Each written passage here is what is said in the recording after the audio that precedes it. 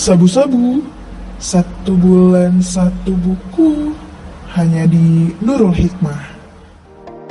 Halo teman-teman, bersama saya Latifah Zaidi di program Sabu-Sabu 1 bulan 1 buku.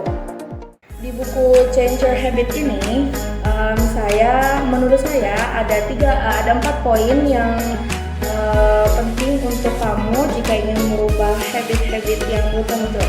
Yang pertama itu harus bisa menghargai waktu. Yang kedua itu kenali diri kamu sendiri. Yang ketiga harus belajar dari kegagalan. Dan yang terakhir yaitu berani melakukan perubahan.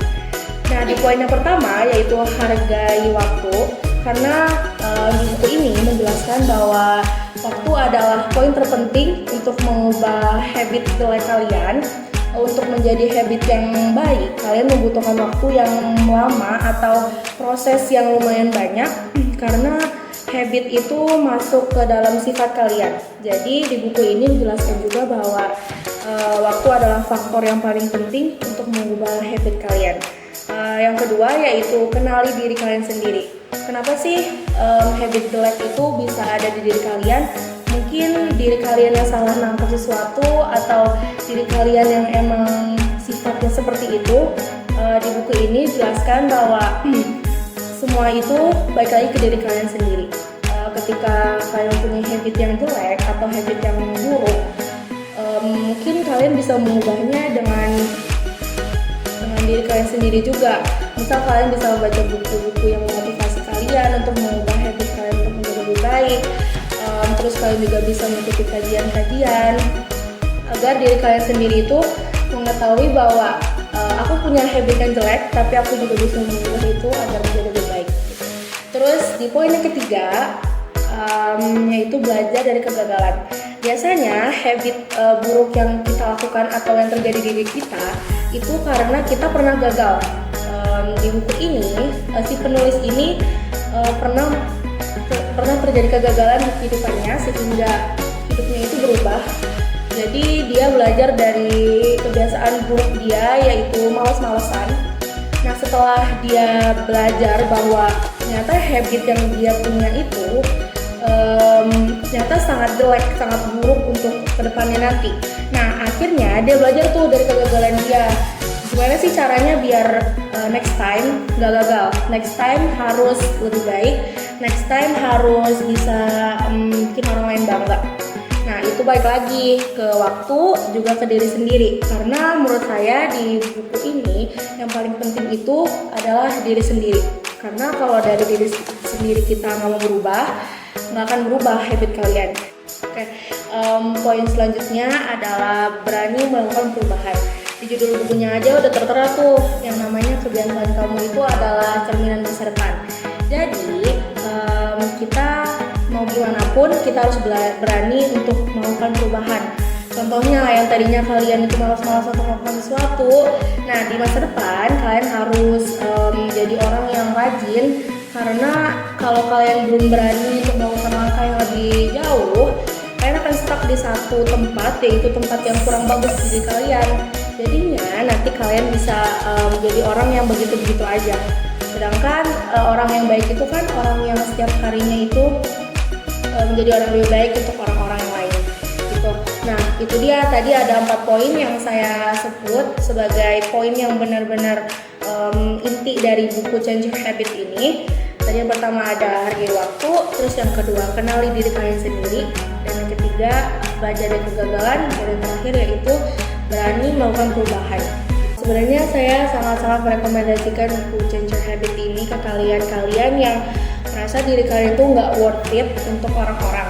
Karena di buku Change Your Habit ini, di penulisnya sendiri yaitu Ismaili Deka, dia memadukan kegiatan sehari-harinya nih di buku ini. Gimana sih dia bisa berubah menjadi lebih baik, gimana sih dia yang tadinya malas-malasan jadi rajin.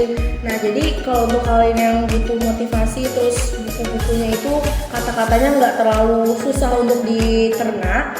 Nah, buku Change Your Habit ini bagus banget buat kalian yang pengen bisa memotivasi diri sendiri tapi belum ada bahan yang tepat untuk memotivasi diri kalian. Nah, di buku ini juga si penulis memasukkan kegiatan sehari-harinya, yaitu macam-macam nih. Contohnya salah satu contoh yang masih saya ingat yaitu ketika dia melamar kerja.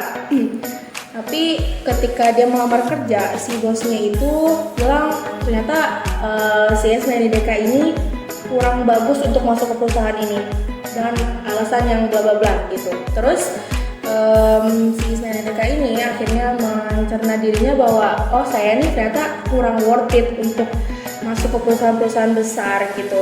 Akhirnya dia belajar tuh dari kegagalan dia bahwa oh saya harus menjadi seperti ini biar nanti saya bisa jadi orang yang worth it untuk perusahaan manapun, untuk orang manapun gitu.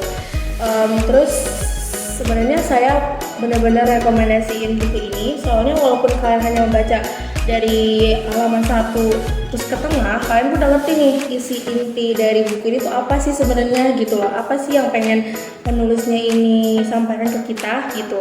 Apakah memang nanti di buku ini kalian baca terus insya Allah nanti kalian bisa berubah habitnya.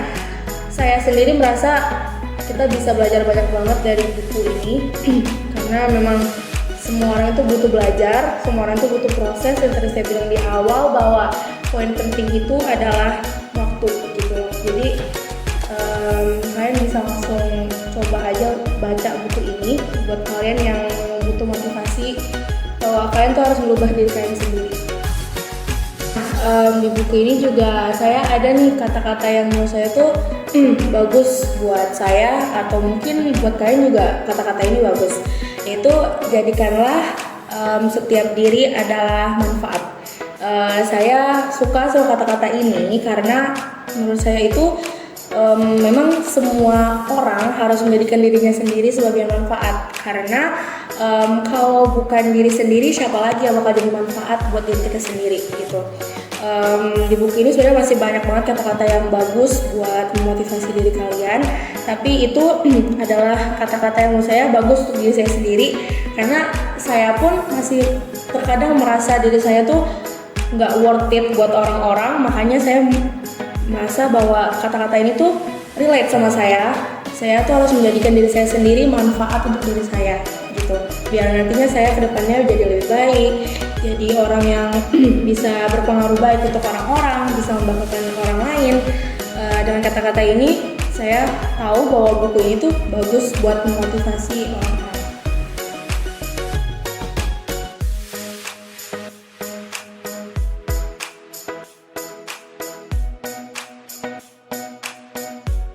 Mungkin itu aja sesi bedah buku kali ini bersama saya Latifah.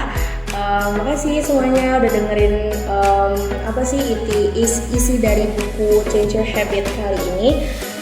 Mungkin kita nanti bakal ketemu lagi di sesi bedah buku selanjutnya. Jadi tetap semangat untuk menjadi seseorang yang lebih baik ke depannya. Saya Latifah Zaidi, pamit undur diri. Dadah teman-teman.